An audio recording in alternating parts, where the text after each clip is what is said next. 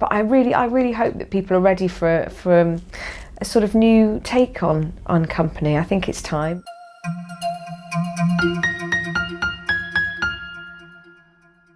The way I feel about doing company is, I'm terrifically excited, and I have been since Marianne and I started talking about it as an idea, and with Chris Harper, who's also part of Harper Elliott Productions. Do you know, when I think about it, yes, of course I feel daunted, but I always feel daunted by any project, because I guess you just don't know what it's going to be like until you're doing it, until you're standing up there and doing it. But I genuinely, when I sort of this is the honest truth, when I'm in the shower and I start thinking about singing the songs, and there's like a couple of speeches from it that I know already from when we workshop the production, and I keep doing them over and over again because I'm reminded, and I count down the months, thinking, right, we've only got these many months until we start rehearsals, because I'm so excited about doing it, not only to play this part, but also to work with Marianne again, to work with Patty, to work with Mel,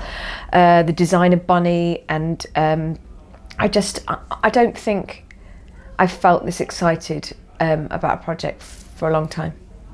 The reaction to Bobbi being a female has been, it's been heartwarming actually, because everyone's really embraced it, and I feel like not just women, but and the industry, but I feel like many people who do love Sondheim and they're not involved in the industry have talked to me about the fact that they just think it's a fabulous idea, and why hasn't it been done before, and when is it going to be on, and we're all impatient for it to start. I think all of us across the board are impatient for it to start. I haven't personally felt any negativity about the fact that this is a new concept for the piece. I'm sure things will come up when we do the run, but I really hope that people are ready for a sort of new take on company. I think it's time, and I think we've seen so many brilliant productions with a male Bobbi. Why not have a female Bobbi and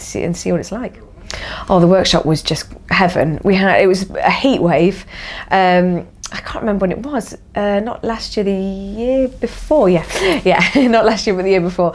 And I was quite heavily pregnant at the time, so that was interesting. Playing Bobbi pregnant, but it was so terrifying as well, because I thought, if this doesn't get the green light, I don't want this tiny pocket of time to be the only time I get to sing these songs or play this part, and you know, it was sort of like a gorgeous, painful thing to do every day, because you thought, I just hope this does happen. I hope this production does come off, and thank goodness it did, because I don't think I would have been happy just sort of leaving it there at a workshop experience, although I had to tell myself, it's okay if you only sing these songs for a week, you know.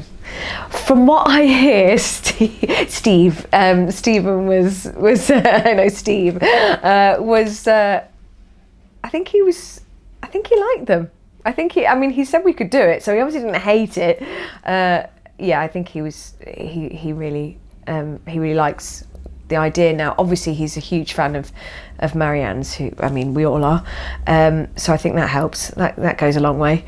And obviously now Patty's doing it, and now Mel's doing it. It's all good, isn't it? Hopefully. I keep Googling Patty and watching and thinking, oh my gosh, it's so good.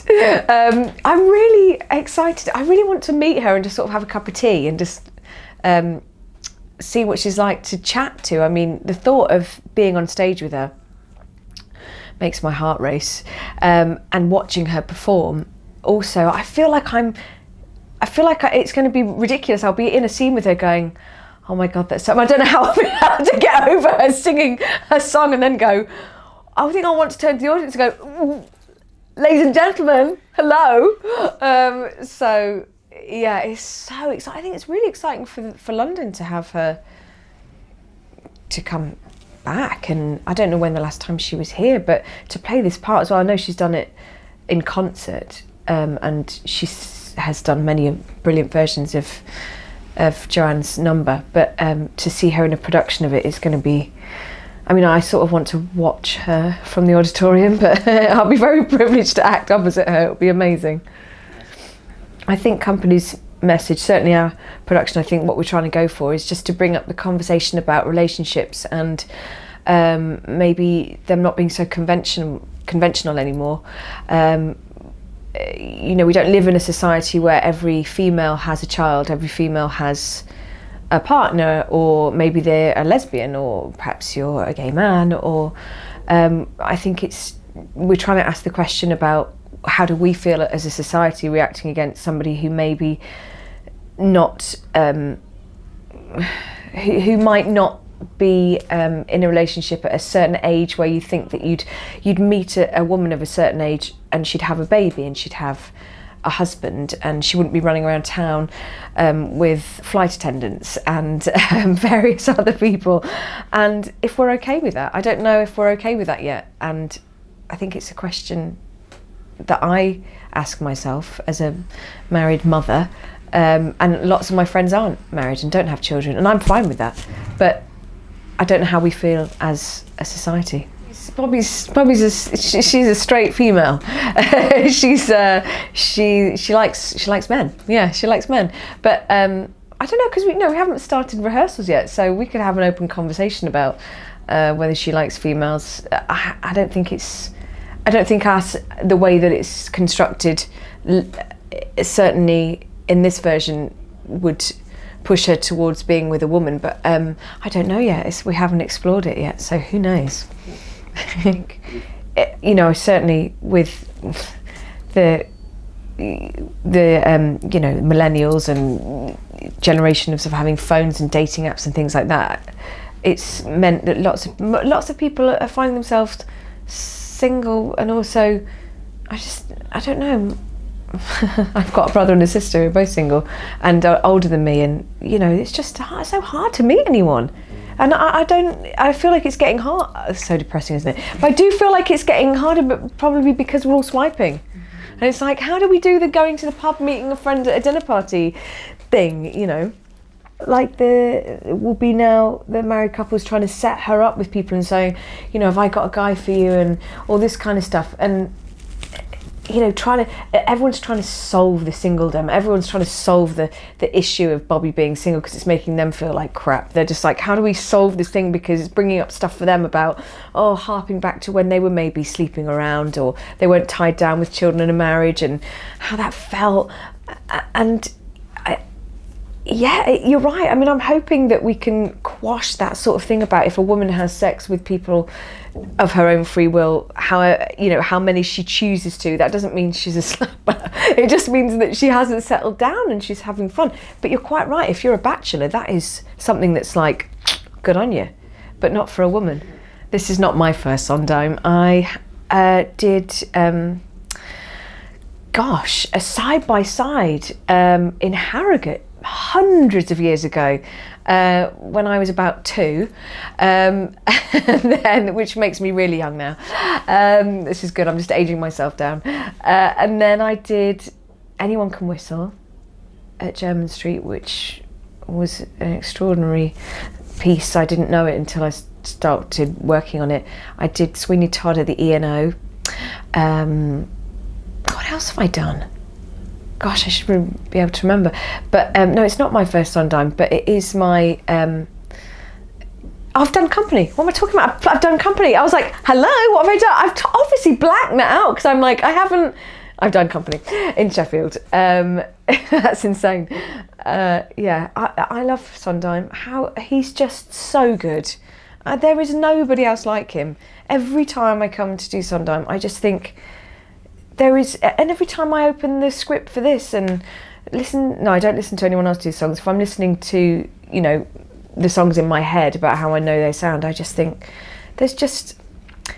there is nobody like Stephen Sondheim, and we're so lucky that we have him, and so lucky that we can still do his work and interpret it in different ways as well. I'd happily do Sondheim for the rest of my life. My dream Sondheim role is this. Quite frankly, it's this. I didn't even realise it could be a thing, so that's good. But no, I'd happily do any Sondheim. Maybe when I'm older I'd like to play Mrs. Lovett. I'd like to be in Into the Woods. I'd like to do all of them. Any part, fine.